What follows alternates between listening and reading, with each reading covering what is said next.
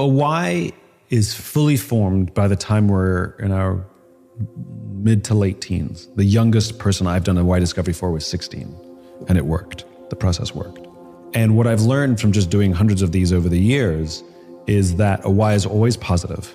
It's always striving for something. So like, we're not inspired against something. We're not inspired to stop something. We're inspired to build something or create something or advance something. Though it may have been born out of trauma, there's usually a silver lining that gives us that cause. Well, my why is to inspire people to do the things that inspire them so that each of us can change our world for the better. That is the foundation of everything that I do. And that's the test through which I run everything that I will do. Like, does this inspire people to affect some sort of change or perspective? And why does that matter to you? It's not that it matters to me, it's who I am. It's like, that's core to my being. It's like your why is core to your being, my why is core to my being. That's my personality. It's what wakes me up every day. It's what fulfills me. It's what fills me as well. And then I have my cause, my just cause, which is, my why is where I come from.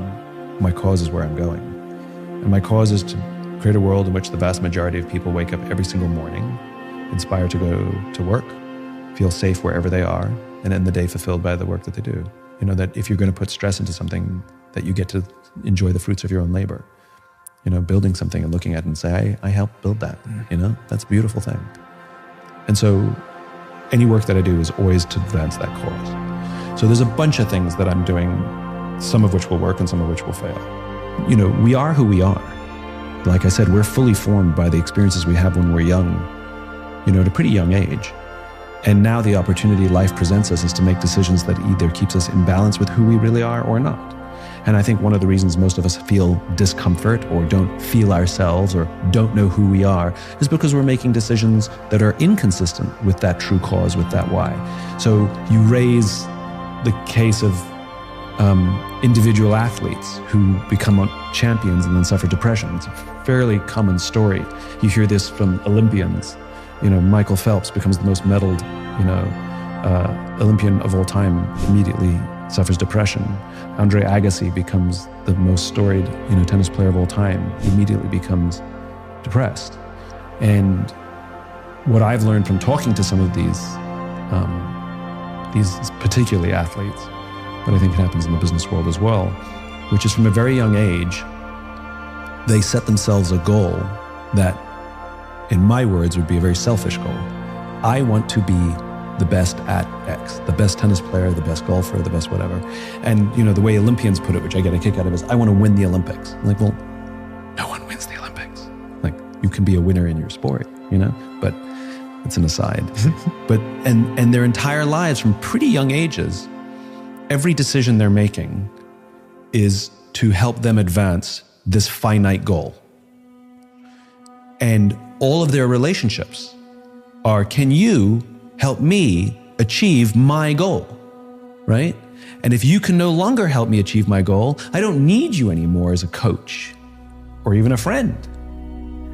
And there's huge sacrifices, missing of birthdays, missing of Christmases, missing of major life events, because I have to practice so I can achieve my goal. And when they get interviewed on the news, or at the Olympics or whatever, why do you do it? And they all say, well, I'm doing it to inspire the little kids, which is complete bullshit. If you look at all of their vision boards from when they were younger, of pictures of podiums and medals and money and Lamborghinis, not a single little child on there of the people you're doing it for. It's just a lucky strike extra. I mean, absolutely, you do inspire children, but that's not the reason you did it. You just got that, like I said, it's it's a twofer. And then when they achieve or don't achieve this thing, and then can no longer compete for it, they've set their entire path and all their relationships on these finite selfish goals. And so when it's complete, they realize they don't really have a lot of friends around them. They don't really have a lot of close relationships. They don't really even have a sense of purpose, because they've been spent the past 20 years or so with one purpose, which was this finite goal, which now has run out. And so they're very purposeless. And I see this in Broadway performers who set their whole life to be on the West End or be on Broadway. Every class, every tap dancing class, every singing class, they make it, they get there, and then depression, or at least malaise. Or senior executive, same thing. If I just make $1 million, if I just become a millionaire, then I'll feel. And the problem with all of those things is, as I said before, they are selfish. It is your goal for your reasons, which is not fulfilling for any social animal, for any human being. Our sense of joy and fulfillment and love and purpose comes from our ability to serve another human being. Have a child, tell me how your life changes. Fall in love, tell me how your life changes. Think about all the stupid things, irrational things we've done for love. We get on planes and travel around the world just to say, I love you. We do ridiculous things, and it all feels worth it. And the sacrifices we make for a child all feel worth it, but these are no longer for us, and these things will live on beyond our own lives. They are not finite, they are infinite. And there's nothing wrong with personal achievement, there's nothing wrong with setting goals, but it has to be in the context of something even bigger. But the reality is with rank, you do set the tone. So, for example, no lying. That seems like a pretty simple one inside a company. We don't tell lies, okay?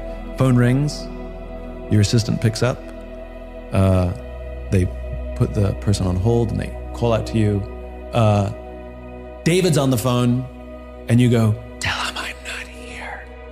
You've just sanctioned a lie. You've just sanctioned a lie, right? And that little lie then, now that person who was told to lie approvingly, now they can tell a lie, right? Because it came from the boss. And all of a sudden, you find out you have an organization that tells lies all over the place, and some of those lies grow. It happened to me once where I had a very, very senior phone call with the top leaders of a really big organization. And I forgot. I just didn't show up on the call. I have no excuse. I forgot to check my calendar and I forgot. And my assistant at the time, of course, wanted to protect my reputation.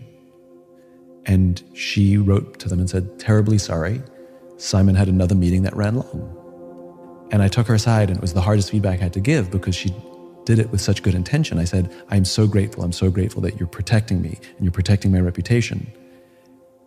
And I want you to do that, but you have to do that without lying. We cannot lie. You can say, I'm sorry he's late. I'm sorry he missed the call. But you cannot say it's because he was in another meeting, because that's not true.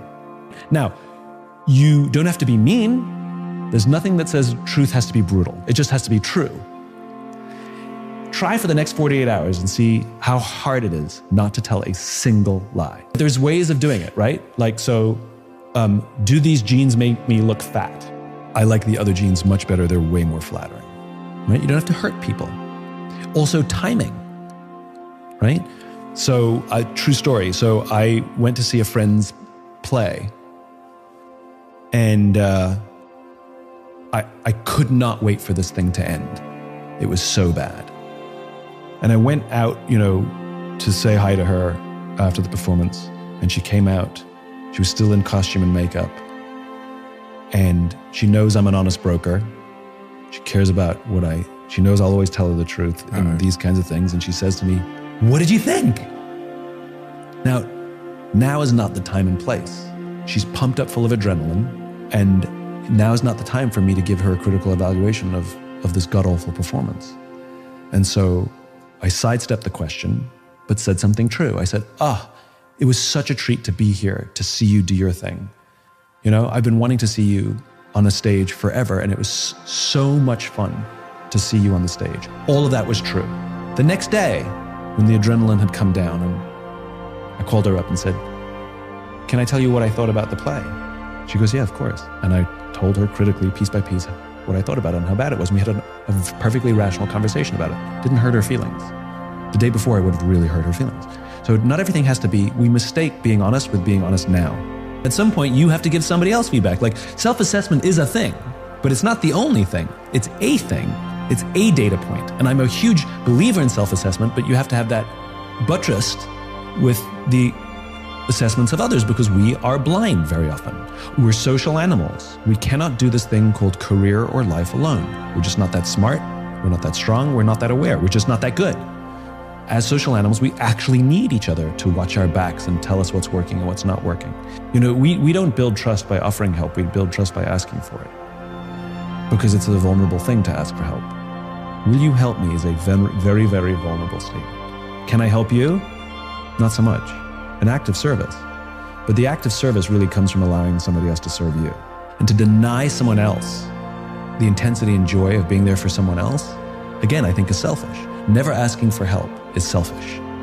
Asking for help is a great act of service because you allow someone else to have the joy of sacrifice. And it goes backwards and forwards. It's not one-sided.